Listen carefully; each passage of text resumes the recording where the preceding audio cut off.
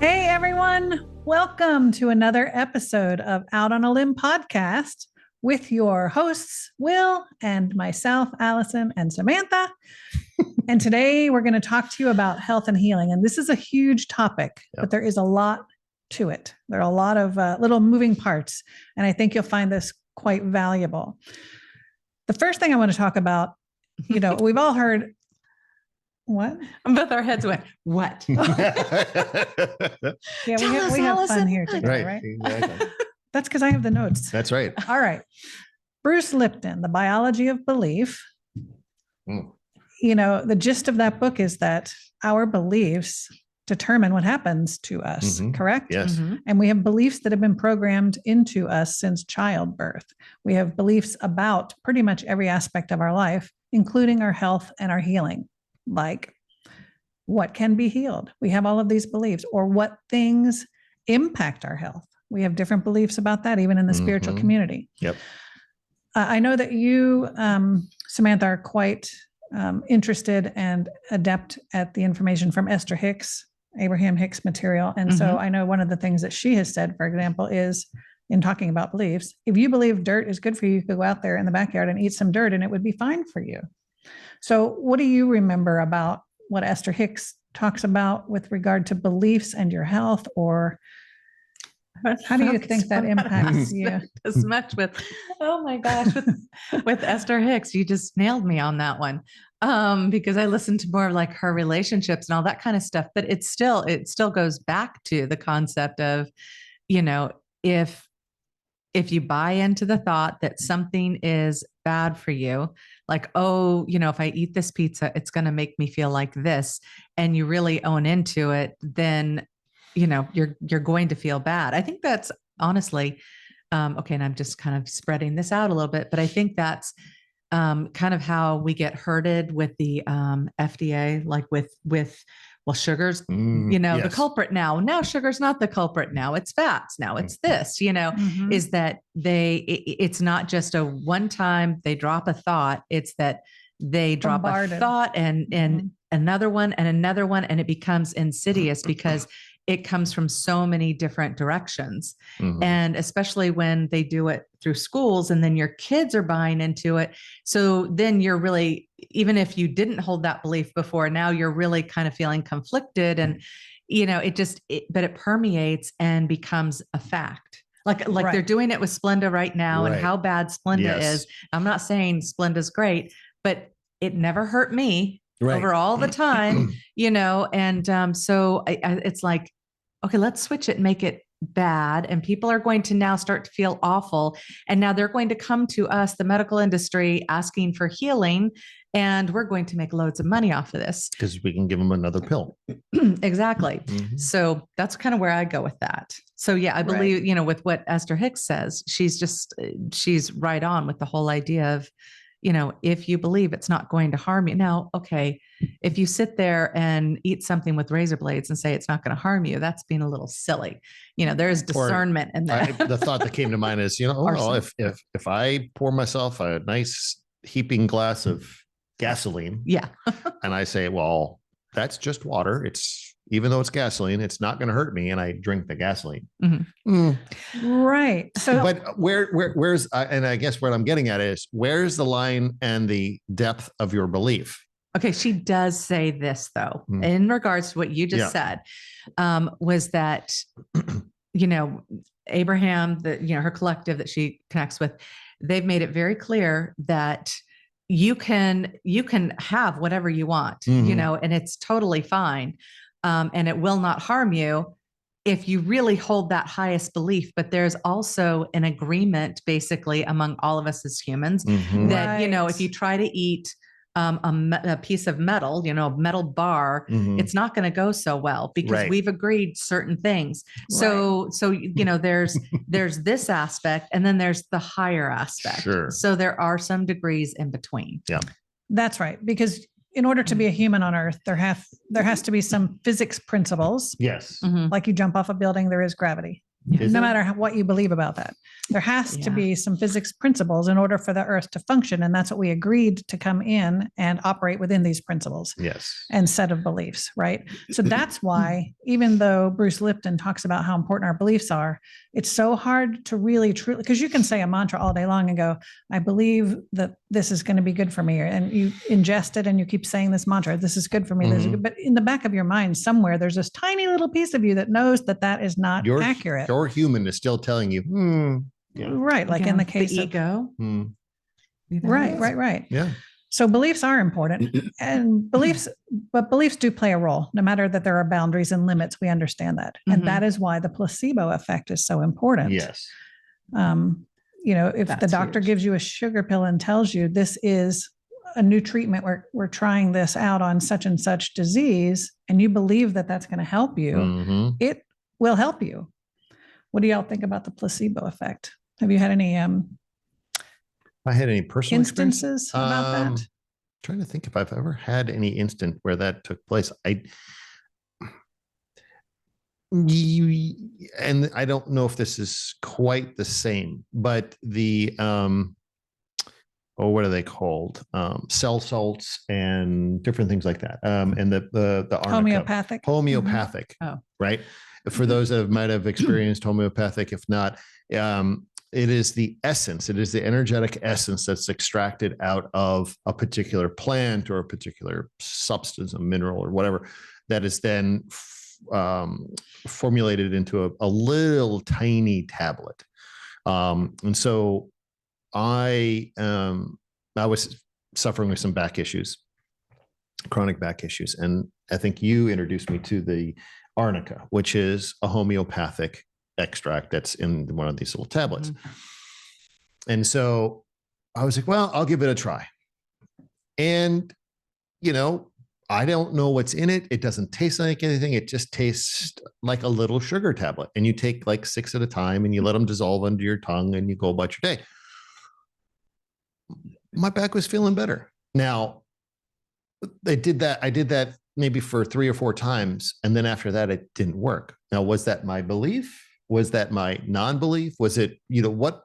Because in that, since you're utilizing the essence of that particular plant, the energy, essentially, the energy, right? You have to believe that the energy of that plant. Well, not necessarily, because the energy is the substance that does the healing. That's true, right? That's true. So again, it's not quite a true placebo effect, but I think on the other side of it is, I think there was a point at which I just stopped trusting it or believing perhaps that then it didn't have any effect. So it wasn't like I built up a tolerance to it. I think I just was like, I don't think this is doing any good. This really isn't helping. And then of course it didn't help. So again, belief system from the opposite side of it instead of. But what's so interesting about, because we talk about affirmations and why affirmations often don't work, because truly we don't believe them, because they're too broad or they're not specific enough. It's too much of an energetic leap. Like, you're saying, gee, I feel like I am 5'10" and a gorgeous model. I'm not 5'10". I'm not going to, but I'm sitting there going, no, I'm not that. Now the gorgeous part. Okay. I'm going to own that. But anyway, it's, but you can't do unrealistic leaps, and you can't do, where, gee, I feel great when you don't feel great. You got to move to that next thing that you can buy in. So I think that's where, when you talk about, like, especially using homeopathics, for me, okay, most people have now heard of oscillocosinem. No, you guys haven't? No, I don't think because so. when that became, I found that at the alternative health store, and then when it started to show up on the shelves at like Walgreens and stuff, I was like, whoa, they're going mainstream now. This is cool. It's for flus and body aches and things like that. No, and and when I saw it, for whatever reason, I had that nudge. This is going to be good. And so it was my body saying there's something in that. Now, I didn't read anything that proved that there was anything good about it, but there was that feeling inside of me. And so I'm like, this must be good. Yep. And I know that when I have a flu, and it's, it's the little sugar looking kind of things, you put it under your tongue, you let it dissolve. And it says, that it's for flu and body aches and stuff. And I'm like, in my mind, I was like, but it's for colds too. And so I don't know why I said that. And so when I'd have a cold, I would take it. Take a couple, and it would help. And so, but now it's funny because now I have seen packaging that says for colds, but they say it's different packaging. And I don't know if it's exactly the same formula, but I just know when I take it for cold, that it eases the feel of that body fluctuation. So, but my dad used to talk about the placebo effect. And her dad was a doctor, yes, an MD. Yes, he was Dr. Love, and he was an OBGYN. So imagine being in the 70s, or it was late 70s, early 80s. Dr. Love is delivering my baby. Coming of age. And then Kiss comes out with the song Dr. Love. And I'm just kind of going, I forgot about that. Oh my God. Anyway. So, he talked a lot about the placebo effect, and he's like, he'd just be like, well, anything I give you, it's not going to work unless you believe it's going to work. True. And he just kind of, well, that's a good point. Then it could work in the opposite direction. If you take this med, even though it's a prescription med, if you think that it's not going to work, it's not either. Right. Yeah. It's good point. You've got to give it a little bit of, you got to buy in, and I think right now there's so much of, in my personal humble opinion, there's so much distrust of the medical profession right now. We feel like they've left us behind. That it's more, and I saw my dad struggle with this, with the whole, well, now you can only have 15 minutes per patient and you must do this, this, this, and this to cross all, the T's, dot the I's. And that was tearing him up as a human. This is not the way you do medicine. Right. And so, we've seen that conflict. We've seen the change in the medical profession. We've seen them. And I used to hang out in his office and I would see the pharmaceutical reps come in and just go, here you go, push these, and my dad would always be like, here's the latest, greatest, take this now. And, so the whole thing was you'd get this deluge of medicine. And now there's just so, this was good for you. Now it's bad for you. And there's just such a loss of faith within the whole thing that, like, for me, my belief system is so skewed now.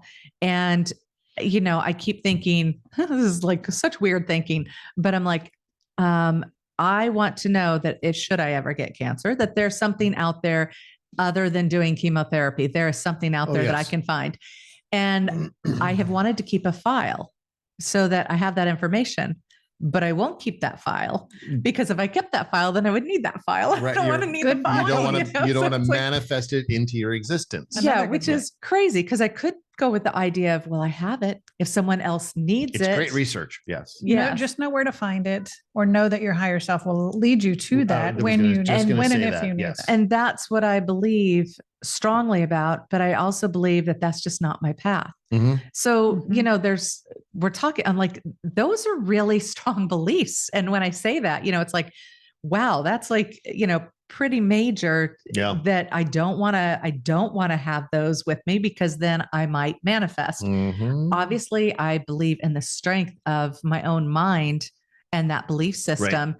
But that's me, where there's a lot of people who aren't paying attention to that stuff, and they're listening to all of the supposedly experts out there, and they're allowing that to become their belief system. So they're getting swayed one way or the other constantly. It's a hyper focus point, meaning it comes into your awareness. You're like, oh, well, maybe I need to think about that more. And the more you think about it, the deeper you spiral down into this creation of existence in your own realm. And then there you are. You've either got, whatever, maybe cancer or a cold or a flu or some other something that, creeps in because by the same token, I'm sorry. Go ahead. When we're talking about affirmations, it's us trying to give ourselves advice, and we don't really believe ourselves, right? But if we went to a doctor and he had a white coat prior to all of this, where we've been disillusioned, but beforehand, we would go to a guy in a white coat and he would give us a sugar pill and say, this is going to work. You would trust that person more. Same way if we go to a healer or maybe an acupuncturist or whoever that's outside of our realm of understanding, and they tell us, here, do this. This is what's going to work. Yes. We can put our faith in another person more easily than we can put our faith in ourselves, I think. That's a study. That they did that sure, where the guy had him press the buzzer. Which one are you talking about? Where the guy's in a white lab coat, even though he's not a doctor. Where they believe he's torturing somebody on the other side. Oh, the torture one? Yeah. Didn't we talk about that? I think we. Oh yeah, we may have covered that in Yeah. another podcast. But, for sure. Oh yeah, the but lab. it's just that. But it's why you see with commercials. Yeah. You know, whenever they're pushing a new drug or whatever, you always see there's the lab coat, Right. there's the stethoscope. So you immediately just go. Even on a television commercial. Yeah. No, that's they're what we're talking about. actors. They're Yeah, actors. they're not doctors. Yeah, I know. I much prefer when they do the animations. Yeah. It's just more entertaining, but but then it's getting past your, you know, like it's getting into the child receptors. Yeah. Right. Yeah. It's so funny. You were talking about bringing in or thinking too much about cancer and bringing it into your field or whatever. I have to tell this funny story, and it's somewhat related, but it's funny to me. And it lets y'all know that I sometimes argue with my higher self. So anywho, Caveat. Yeah. You know, it's real. We're not perfect, right? No. We have to walk our talk. And anyway, I've had a melanoma on my back shoulder. I love the sun. I do not like sunscreen. Well, a melanoma that was removed. So I had a melanoma. Yeah, it was removed surgically. And, you know, there's nothing that puts the fear of God in you more than going into a legit cancer ward, because melanoma is cancer and people die of it. Yeah. And so I kind of, at the dermatologists, don't take it quite as seriously. Oh, because I have moles all over and I get moles removed and this and that. But once you go down to MUSC at the cancer and you see all these other people with cancer and stuff, it's like, okay, reality check. But at any rate, I got through it. I healed from it. But I still like the sun. I really like the sun, much to my dermatologist's consternation. Mm-hmm. But I also don't agree that slathering sunscreen on is a good thing. That's my personal belief. Well, chemicals on your body all the time. Yeah. Exactly. So basically the bottom line is to cover up or, you know, limit your time in the sun. But I love the sun and I really feel like I'm getting a benefit from the sun. I think we've scared people away from the sun also. That's the other pendulum swing. Because there's lots of healing that occurs from the sun. Correct. That's correct. So anyway, so the other day I was talking to my higher self and I said, you know, what about the sun? Like, can I stay in a little bit longer? I like to float in the pool. And, you know, I heard from you earlier that I wasn't going to die of cancer, that wasn't the way I wrote in my contract to go out of here, that I was going to pretty much live to an older age and Will and I would go together, kind of close together of old age. Drive off the cliff sure. together. In a blaze of flame. Yeah. But I said to my higher self, I know that I'm not going to die of cancer. That's not the way I intended. So can I go ahead and stay out in the sun a little longer? Because you know how much I love the sun. My higher self's like, well, yes, you're right. You're not going to die that way. But do you want to have pieces cut out of your body from now until you die? And I'm like, good argument. Right. They said it a little nicer and gentler. But yeah. essentially, do I want to have my body carved up all the time between now and then? Plus the stress of that. It's stressful. It's not how you die. It's how you live. It's what leads up to it that so many people forget. Right. But I mean, what they did say was that the sun itself is much stronger than it was in our 10 youth. to 50% stronger the sun is than it was when we were kids. Right. They did say that I do have a good relationship with the sun and I do get a lot of information, and we all do, downloads and information, but get in, get your stuff and get out. So like 20 minutes is what I'm realizing and they also brought this good point. And this is a point for everybody for health and healing, the topic that we're on. Your physical body is your friend. It's your partner. Yes. Talk to it. What does it want? Like they brought this up and I hadn't even thought about it. Like, what does your body want? Does your body want to suffer in the sun? Does your skin want to have melanoma? Does your skin want to fend this off all the time? Right. No. So talk to your body. Your body will tell you what to eat to stay healthy. Your body will talk to you about what you need to do, exercise, eat right, whatever it is that you need. So let me share this. I almost always, when I have a client who's just kind of going, I need guidance, I'm trying to figure this out. And I always want to empower my clients. So I tell them this because, you know, you're like, oh, just talk to your higher self. And people are going, I don't even know who that is. We have no relationship whatsoever. My what?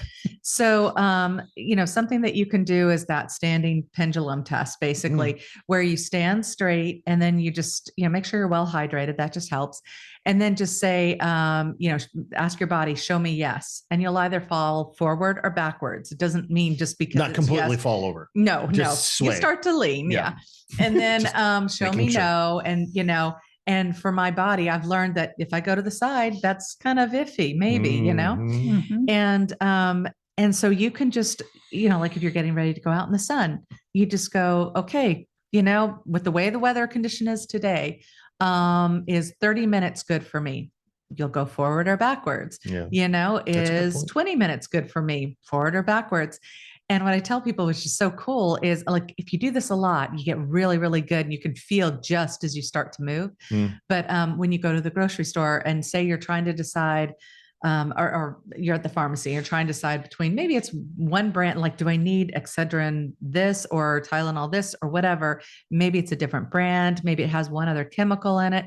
And you hold it and you say, is this the one that's right for me? Right. And you just hold on to it. Like, you don't have to go, oh my God. And you're just kind of looking at it, and you'll either go forward or backwards, then grab the other one. Nobody knows what you're doing. They think you're just reading the label.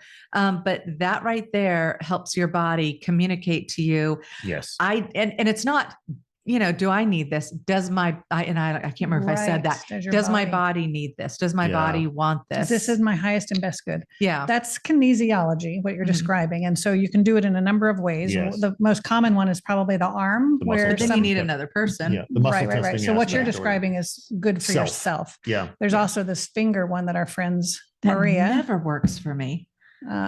Maria and Alex do this a lot, or other people. Yeah, I have a hard time with that one too, because I feel like I'm cheating it. Yeah. But this is a way you can do it yourself as well, or with another person, either way. Yes. So yeah, that is a good way to get in tune with your body, because essentially that's what all of this is about. We could sit here and tell you what's good and what's bad, but it isn't about what we think. It's about what you and your body know to be the truth. Right. So that leads me to my next topic, which is diets, because, we were just joking with Mark, who's going to be on one of our podcasts very soon. And we were talking about how in the spiritual community, a lot of people expect you to eat healthily, whether you're vegan or vegetarian or whatever. And that isn't necessarily what's in everybody's best interest, right? That's correct. And so again, it's about listening to your higher self or your internal guidance. And sometimes you might be vegan for a couple of years and then you change, or you eat meat and then you lay off it for a little while or whatever. So what are your thoughts about that? I mean, my journey with it is, I try to follow you lockstep with your journey into veganism. It makes it easier. The concept of being vegan, I think, has been, I don't know, colored with a different crayon than it was 10 years ago. I think there's a whole nother paradigm around that right now. But that being said, Allison maneuvered herself during the 2020 period into a space of going completely plant-based. And because I'm the sole cook or provider of cooking in the house, I said, okay, I'm going to do this. But I went along kicking, screaming, reluctantly, but finally got on board and enjoyed it, the health benefits. And we can get into the health benefits of that for myself in a moment. But it did take me out of a certain paradigm. But what I was realizing is the further I got down the path, I stopped listening to my body. I've always listened to my body. I mean, even as a child, I knew when it was time to eat more of something and less of something else. And it was seasonal. I mean, and yes, you could say, well, that's seasonal. Yes, you're going to have typically more of this during the summer. No, it was definitely different. It was intuitive for you. Very intuitive. And I knew what I needed, when I didn't, that kind of thing. Yeah. Well, but here I'm trying to force myself into a way of eating that was foreign to me. And then negating my internal intuition of saying, well, you need to actually have this in your diet. I'm like, nope. And my no was tied to, well, she's going to judge me for not following along on this same journey. Right. So I would go and I'm like, man, I really want some chicken wings. But then my head would go, nope, you're going to be judged. So don't eat the chicken wings. So I'm in this internal struggle. Wow. And it was just tough. And I really realized I really didn't care. No, right. And she would say, didn't. I'm not judging you, but I'm like, yeah, you are. So, it was this anyway. So, but once I got over the fact of that was about a year or so in, or maybe a little more than a year in, that I was like, you know what? I'm just going to eat what my body requires when it requires it, whether that's chicken. Now, I will say I haven't had any dairy, and I haven't had any beef, and I haven't had any pork. fish and chicken are now coming into my diet. I won't say regularly, but when I check in with myself, I'm like, yeah, I could stand to have a little seafood. Yeah, I could stand to have a little chicken. And since doing that, I feel, I don't feel as tense, meaning I don't feel like I'm trying to fight my intuitiveness, my own internal guidance. I'm not trying to fight it. I'm now in sync with it once again. And so it puts me in a little bit more of a calm aspect with myself and my higher self, and the whole rounded out aspect of and that. What's so funny is I had absolutely no intention to be vegan. It wasn't like I went out to be vegan. In fact, when we first started on our spiritual journey, our big awakening, probably in 2016-ish, 2017-ish, I had a spiritual friend come over to the house, and she said something about food or whatever. She was super health conscious, athletic, all this sort of stuff. And I said, good grief, don't look in my pantry. And she's like, why? Oh yeah. I'm like, oh my God, you'll find all kind of junk food. And I open it up like Pop-Tarts and stuff. And she about fell off her chair. And I'm like, what's wrong? And she goes, I mean, as strong spiritually as you and Will are, I really thought that you would be vegan. I can't. Wow. How are you not? How are you not vegan? I mean, you could see the look on her face. She couldn't hide it. It's being spiritual has nothing to do with your choice of food. No, but I'm sorry, I'm cutting you off. Go ahead. It's okay. Yeah. I was just going to say it was really a turning point and a lesson for her. And after she left, she thought about it and she learned her lesson, which was this judgmental piece and putting people in a box. Yeah, and I think where that comes from, where that expectation, and that's really what it is, an expectation that if you find yourself in an awakening moment and you jump off the cliff into spirituality, metaphysical, whatever you want to call it, that you instantly have to shift your diet to vegan. Yeah. Okay. Well, I think where that's been misconstrued is, yes, if you shift your intake of food to higher vibrational foods, yes, then that will help your awakening process. It will ease your awakening process. It will amplify the energy connections and all that. But notice I didn't put caveats behind what is higher vibrational foods. Sure. Are meat products maybe on the lower end of the higher vibrational food spectrum? Sure, but they're still in the spectrum, So yes, leafy greens and fresh vegetables and fresh fruits and all of that are going to be in the higher end, but it's still a vibrational food, right? Okay. So but everybody believes if you jump into spiritual swimming pool, you're going to be at the upper end. But they also think you're supposed to do yoga and wear white linen and know everything about crystals and essential oils and all right of here, that. Under Armour. It's not linen. It's anyway. Right. So, interestingly enough, okay, so I had a client, and this client was having problems with their thyroid, and so they were like, "Is there, can you do a body scan? Can you figure out what's going on?" And so this is a really good channeling session we had, because the information, like I felt like I was sitting back and the information was just going whoosh, right out. And it was a fascinating conversation because, and I felt like I was talking with her higher self, but they were saying that she was vegan or vegetarian, and they were saying she needed to eat meat. She needed beef specifically.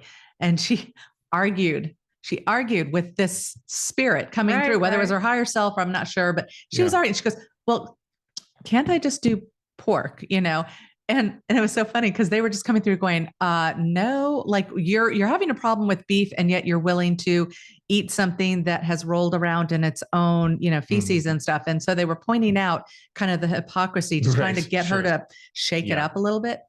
And so she asked a couple of questions around it, and then they finally revealed, and this doesn't mean everyone needs to rush out and eat beef, but also it's why, one of those things when I hear that they're making beef in the lab. Oh yeah. Lab grown meat. Oh boy. Because, okay. So how they've studied, the researchers, labs have studied so much about proteins and amino acids and all kind of stuff. Well, when it comes to beef, they're like, oh, this is a source of protein. And that's kind of as far as they went. They maybe went a little bit further, but not much. Right. But apparently, if we dug down deeper, what these guys were saying was that there is a nutrient that can only be created in cows because of the way cows eat, and because and this is organic cows, eating, well, the cows aren't organic, ethically but sourced they're, and all that. yes, because they're eating, grass, especially grass fed, but they're saying the process that they go through creates a certain nutrient, and it's on the level of how fungi helps us, like it's not that it's the same thing. It's just that it's one of those things that we're just starting to learn about. But if they took it further with beef, they would realize that exists. That doesn't mean we all need to have it. Right. It means that, her guide was telling her right now, this is why this is fundamentally important for you. And she'd been having cravings for hamburgers, but she's like, no, but I'm a vegan, or a vegetarian. No, I can't have that. And it's like, but her body was going, but you need this, so it's one of those things of, and not everyone can get the best beef. I certainly have to compromise on my stuff, which is frustrating. Sure. Yeah. But when I know I'm just buying for me and I'm not going to share with anyone else, then I do go out and I get the grass-fed beef and it's like, man. But, I used to say I would be such a good vegetarian if I just didn't love beef. It doesn't work for me. But at least, I notice as I get older, and consequently my spiritual journey is revving up, that I do go for lighter things. I don't really want beef in the evening. But of course, what I really want is a glass of wine and cheese. So right. That's my comfort food. But one of the most important things in that story that you just said was that was advice from her higher self to her, or her guides to her, because we're all completely different. And you touched on it too. She said, from what I picked up, she said that I keep getting these cravings for a hamburger. Well, investigate that. Right. Yeah. Listen, and that's the key fact here is your body will tell you if you're willing to listen. I mean, it tells you a lot of things throughout the day. It tells you certain things that you should or shouldn't be doing. We need a disclaimer there, because if your body's telling you to go out and get, a quarter of a sheet cake, that's not. I see nothing wrong with that. I was about, as long as it has the whipped icing, I'm good. Like me just thinking about that, because I seriously used to go down on like, oh my God, if I can have a cake. No, but even me talking about it now, my body literally just went. God, no. I talk about a birthday cake that has the whipped icing on it. I'm just like, oh God. I can't do it anymore. Yes. Like I literally sorry people. I'm human. I've literally bought them because I thought I was craving it. And I would bring it home and have a bite and then throw it in the trash deep down so nobody would see that I had bought it, because I can't. But see, what I did was I at least followed what that craving was. Sure. Then I stopped and remembered, oh my God, I know how I feel when I do this. And my body was just like, no. But here's the thing. The craving doesn't mean you need the burger or the cake. There's a nutrient. There's something in it that's deficient in your body. Yes. That's so right. It can be satisfied in other ways. If you're eating, a lot of times you just feel hungry because you don't have enough nutrients. So you're eating all this junk food that's really not filling you up, and you still have a craving. Yeah. Oh, and here's another gem that so it's the nutrient, but when you're doing it for emotional reasons, what I discovered, and this was like such a mind blower for me, was that I was eating just any, a little bit of this, a little bit of that, until I felt so full. And I realized that and this is me talking to my higher self, and all of a sudden getting this message that it was an internal hug. Like I needed that hug. I needed this. Food was your hug. And by your stomach being full, you feel, you feel satiated, you feel, and the thing is, I could get that from having a totally healthy meal, just overeating it, or it was just the expansion in my stomach. And so, pay attention to what's happening there.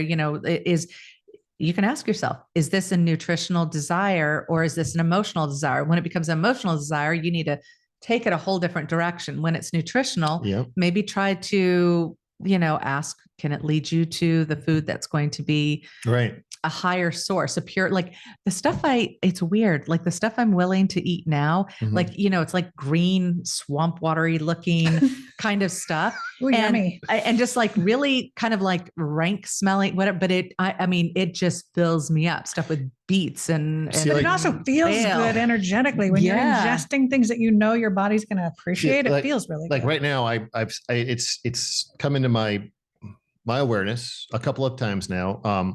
I've seen I don't want to call it advertisements, but little blurbs about cilantro. I love cilantro. You don't like it? I don't know. It used to taste like lemon joy soap to me. Yes. And then it tastes like all of a sudden it shifted. Yeah. And now it's a whole different thing. So there's a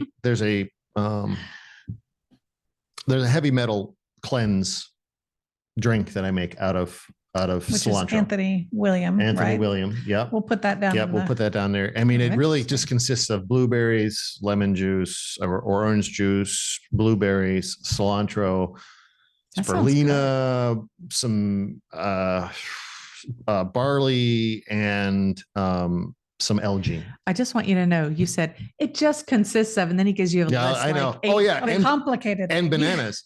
Well, you blend this all up, and it is, to me, it is amazing. Nectar of the gods. It really is. And so it's coming into my awareness again, meaning that's my intuition telling me, okay, there's something that's in my body that needs to be flushed. So I'm going to get the ingredients. I'm going to start making that. And I won't do it for months. It'll be maybe 2 or 3 weeks that I'll have it, or maybe 2 weeks. I'll have it every day, every morning. Well, there's like a Trim Healthy Mama recipe that's called Earth Milk Sip. And just sip means you sip it you can sip it all day long. And you're literally taking like almond milk or oat milk or something like that. But I use almond milk, and you're taking leafy greens, some spinach, and a bunch of other stuff. Spinach tastes really good. And you put a little cinnamon in it and a little bit of MCT oil and something else. I can't remember, but I think you put protein powder in there if you want. But anyway, you're literally just blending up your greens and drinking them all day long. But the way it makes you feel, I don't know how to explain it. Like you're just send me that recipe. That sounds good. It is really super good. Send me the recipe and we'll put it up here too. Yep. What's it called? Am I allowed to do that if it comes from a website? I don't know. I'll adjust a few things. As long as I reference it. Okay. Yeah. Because it is so they've got a whole bunch of ones like that are just the difference is when your body lights up, when you're putting something in it, and it's just like all systems go. Yeah. Yeah. Feels good. That's an incredible feeling. Yeah. So are we staying on topic? We are, but moving away from the food, because food is healing. And I will give a shout out to Anthony William. If you're looking to heal your body through food, his books are the way to go. He has liver cleanses and kidney stuff and all kinds of stuff. He's got a ton of books. For immunocompromised people. And And how do you know what you need? You ask your body. Intuition. But moving away from the food aspect of it, we know, right, I would assume that anything that happens to our physical body in terms of illness, disease, starts in the energetic field first. Yes. Right? So keeping our energy clean and healthy and detoxed, I guess, because when it happens to the body, it's your body really trying to get your attention. Like your energy has tried to get your attention, but it's very subtle. So we don't pay attention. So you might be getting messages of you're seeped in stress and fear, or you need to slow down, or whatever it is, and you don't pay attention. Then finally your body creates something that will cause you to slow down or cause you illness. It just takes on. It'll make it loud and clear. Energy. Oh, absolutely. It's like the same concept of if you stay at a job too long or in a relationship too long, and your guides have to like get you booted out. It's the same. There's a reason. Yeah, it's the same thing. And it's more painful that way. Yeah. So when it comes into your body like this, when the energy begins to resonate more in your body, and it is associated with different areas in your body that give you a clue to what's going on. A little image that came into mind was, our energetic field, you can think of as being a bit of a filter, like an air filter in your house. Point. Right. The air filter is there to kind of purify what's coming through, so it gets into your living space a bit cleaner, or your car or whatever. Same thing. It's like your energetic field will accumulate these things over time. And if they keep accumulating in a certain amount, well, then they're going to represent themselves physically in your physical body. So then it comes out to, doing an energetic cleanse and, doing maybe some energetic purging and clearing of all this to refine your energetic body. But then what you're left with after you've cleansed all that, and it might be one of your other aspects of your topic, is then the true physical ailment that exists. The remainder of it Right. is the true physical aspect that then can be either addressed through some homeopathic methods or some actual, Mainstream medical, physicians, right? whatever. Yeah. Right. So because in my case, there's been many a time that I've been to the doctor because I've had some sort of ailment come up, and the doctor's absolutely clueless. Yeah. Many of you may have experienced the same thing. You're feeling cruddy. You feel like you might have the flu. You do all this stuff. You go to the doctor. Doctor goes, "Oh, nope, you don't have the flu. Nothing wrong with you. You know, nothing wrong with you that I can tell." Well, then why do I feel like crap? It's because your energetic body is still holding on to It clouds the ability to diagnose what it is. And so very often in sessions, the higher self will tell us, work on the energetic first. Now, this is not in the case of a life-threatening disease or disorder. Obviously, if you need to call 911 or go to the hospital, go to the hospital. Yes. That's the beauty of Western medicine, is when you need the surgery, when you need the, they're here for a reason. They're energetically here for a reason too. To us with back pain or, things like that, always we get messages from the higher self that say, clear the energetic first. Here's where you can start. Then when you go to the doctor can pinpoint what's wrong, because then there'll be just a little piece left to heal, because our physical bodies are not meant to live forever. And that's one of those paradigms we talked about on Earth. Your body's meant to live maybe 100 years or so. And you do write in your contract some way that you're going to exit this human body. So that leads to the next question, I guess, is, can everything be healed? Some would say yes, and some would say no. And it depends on your contract that you make. Exactly. And it's just like, to me, some people will, go through the act of suicide. I hate the word commit. I've really gotten a problem with commit. Sure. But some people will go through the act of suicide, and at first I always thought, well, that was their contract, that they're opting out, they're leaving. And then I realized, after talking to a few souls who crossed over, there was an oh shit moment. And, it was one of those things of, had they taken a breath longer, had they just sustained through that, but they got a little too close. And, but the ones who it's like a plant, like they know this is it, it's time for me to go. It's for the benefit of everyone else. So, the same thing with, when somebody gets cancer or whatever, that, it's not just for that person and how they're going to experience this. It's everyone around them and how they get to interpret, I have to say, this was a really interesting conversation I had with a group that I was doing the other night.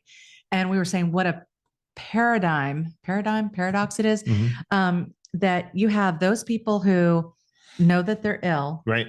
And they don't want to say anything to their family because they want to be treated just like they've always been treated. They don't want to be looked at as this dying poor thing. And, yet the family, also they have rights, feelings that they want to have that time to rectify those emotions and, be able to honor that person. But anyway, so what I'm saying is that, these planned exits of how we, leave with certain diseases gives everybody a chance to examine how they would behave in certain situations. And I think that's what movies do for us too. Sure. We go, wow, how would I be if I got kidnapped like that? But those you can live vicariously and not have to. Yeah. But even to the, to the extent of, we write a contract for our existence. Now, the way I look at it is, the contract's written for what's planned for my existence here. I have no idea what all of it is. It's not a book that it's open to me where I can see everything. And it's not every detail. Not every detail, no. But it's also, did I choose this body? Yes, I chose this body. Did I know that this body may have certain things that are going to come up through your ancestors, for example, or even this physical body has inherent things that may arise during its existence while it's alive? I don't know those things, other than I know that's the body I'm going into. So when, I can choose to accept as something comes up to say, oh, yep, that's something that this body has had, or is, and it's just now revealing itself. Or I can fight tooth and nail that should have happened. I should have, all these different things. Well, what's that going to do if I accept? And it doesn't mean accept just give in, but just have the realization that, okay, yep, I did choose this body, This and is my I journey. love this body, and I love the journey that this body is taking me on. So now let's go to the next level with this. Mhm. Or if I go kicking and screaming that this body shouldn't have had cancer, shouldn't have had and I'm just angry and mad, what are you doing? You're feeding exactly what's taking place in that body. Mhm. You're feeding it that vibration of anger, that vibration of fear, that vibration of struggle, and all that stuff is fuel for those things that want to manifest and keep perpetually, holding you back. So that's my thought. I think it's very interesting because I've now witnessed 2 people on Facebook who, and granted, Facebook, you only see a particular side of things. Yeah. But most people are the victim of whatever's happened to them. Sure. But both of these people, one was definitely the victim, and then she grew into the understanding of the journey with her body. The other one, she was already she was a spiritual practitioner. And see, now I'm thinking of, Mark, what he says, and do I say spiritual? Okay. But she was a spiritual practitioner. And for her, she was like, this isn't the news I wanted. This isn't what I wanted to deal with, but this is apparently the journey that I'm on. Yes. And, she has expressed so eloquently in her, in her Facebook posts. And it's not that it's all beautiful and wonderful, but the words that she chooses, it's, you can't fake that stuff. It is not victimhood, and it's not glorifying. It's simply, I'm learning to adjust with this new turn in the road. And is it upsetting? Well, yes, but my body and I are going to work through this together. And it's just, that's beautiful. Yeah. I just got goosebumps with that. Like, it's so cool to see that that's starting to penetrate into the culture. Yeah. And so that's a good sign. And I think there's an aspect of many individuals out there. And I can say that for myself. There is an aspect of myself there was an aspect of myself that I did fight my body. I really, there were certain things that were going on that I was angry at my body. I didn't like it. I mean, like when my back was at its peak before metaphysical stuff, I mean, I wouldn't sleep and I'd be so angry. I need sleep. And my back, and the more angry I got, the more my back hurted. The more my back flared up, the more my, or my gut or whatever, it perpetuated itself. So we have to stop being angry at our physical body, right. and relearn a relationship with our body. For sure. But in the 3D world in which we live, what do we say? We're fighting cancer. We're fighting war on drugs. We're fighting. Yes. He fought till the end. He put up a good fight. Yeah. That's the way.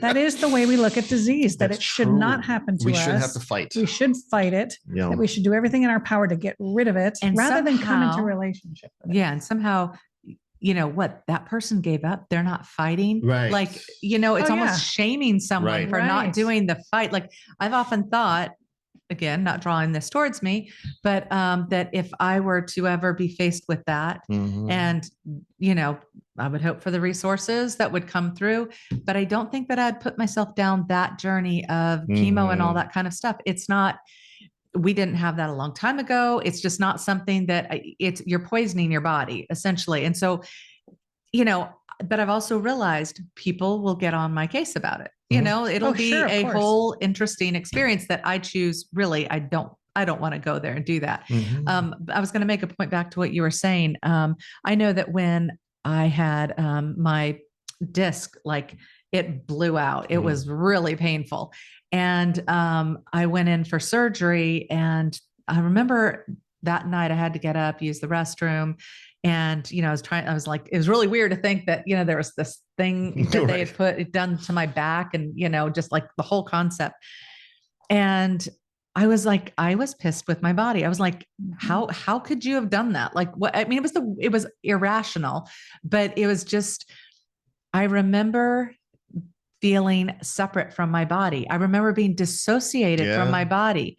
And okay, so take that moment right there. It was me being angry with this structure that I exist in, which I wasn't taking care of. So that wouldn't happen. Right. Because your body's sitting there going, oh, please God, help me. Just tell her to do that. Get her to pay attention to me, Yes. So, but I mean, that right there shows you we are two separate, we're two separate things. We are living within inside this organism. And so, we got to pay attention to our words and I know I slip up all the time and I'll say, oh my gosh, I have a headache instead of, oh my God, what have I done to my poor body? Yeah. Why is my body feeling this way? Well, what do you need? How can I help you? Yeah. When we ask her about it, but That's I do want to positive. mention, Thank you. I like I want to mention the cancer and the chemotherapy because it can be a touchy subject and there, is something to be said about modern medicine and it can be helpful. So it isn't to say that chemotherapy is wrong for everybody. Of course not. It's about listening to your own body and not allowing the judgments of others or the comments of others to sway you one way or the other. If you feel that you need to get chemotherapy and that's what your higher self is guiding you to do, by all means. But if you're feeling that you need to look for alternatives, look for alternatives. If you need to eat meat or don't eat meat or whatever, it is about trusting yourself, stepping out in faith and closing the door to all of those other voices. And whatever path you pick, like if you listen to it, whatever path you pick, stay the course, unless you get and don't really feel some guilty other, about it. because because a lot of times people will go, no, this is what feels right. In fact, that's what I did. We were talking earlier about the C-shot, and about that thing, and that I was like resolute, and I don't need this. This is not something I need to have in my life. But I finally bent to, I had a lot of pressure from a family member about getting it. Sure. And I said, I will get it when I can get my mind wrapped around that it will have no effect on me. Yeah. Because I knew I needed that first. And they were like, well, if you're going to do it, go out tomorrow and do it. And I'm like, no, I have to be, because I knew that I had to commune with my body. Mind state. Exactly. And then it would be okay. And I know that might sound a little strange, but I felt so much better going in and having that we were all in agreement. Yes. At that point. No, I think that's wise understanding for anything like that. It doesn't matter. Any kind of surgery, any kind of meds. I mean, it's here, surgery, perfect idea, perfect thing. You're going in to have surgery. It's interesting. I broke both my left wrist and my left ankle, not at the same time, two different times, but this is well before my awakening. So it was just another day going into the hospital, doing the thing, blah, blah, blah, blah, blah. Now I'd like to, nope, I'm not throwing that out there, universe. Nope. I know it's so funny. Not throwing it out there. Don't listen to that. Scratch that from the record, please. The disclaimers. You're right. Jesus. But if I had to go through that again, it is that of let me elect the appropriate setting and time of when, okay, give me an idea when I can come in for this surgery so I can align my body, align my energy, align all of the aspect of myself so that I can prepare my energy, prepare the energy that I'm going to be putting into the room to help assist the surgeons and the med techs, all of the people that are going to be there, the whole bit, instead of just blindly going into a situation that I know nothing about. And usually when you do that, when you go blindly into it, you're going in with fear. Yeah. Whereas if you've had a chance to collect yourself and you've done everything energetically that you can do, and then you say, okay, this is when I give myself over, but you feel so within yourself that that's a different experience. Yeah. And just you talking about it, the energy of that feels so different. Yeah. I had to have surgery. It must have been early on my awakening journey, or maybe it was just because I had a psychological perspective about this. But when the doctor came in pre-op, I said, I really believe that even though I'm under anesthesia, my body, my mind can hear the things that are going on in the operating room. So I would appreciate it if you would keep the vibe high, speak appropriately, and all of that. I remember all of you, that sort I remember of stuff. you, And expressing he that. was of the same mindset. Yeah. So I appreciated that. But it's a big deal. It's your body. Well, and that goes back to the concept of, I mentioned it in another podcast where I'd slipped in the shower and had to, and I remember I was cracking up about it. trying not to hyperventilate and pass out, but also cracking up. And because I knew I'd created this circumstance, like I'd literally said, I kept saying it over and over, if I ever need to go. And so I knew where I was going. Yeah. I knew the circumstances around it.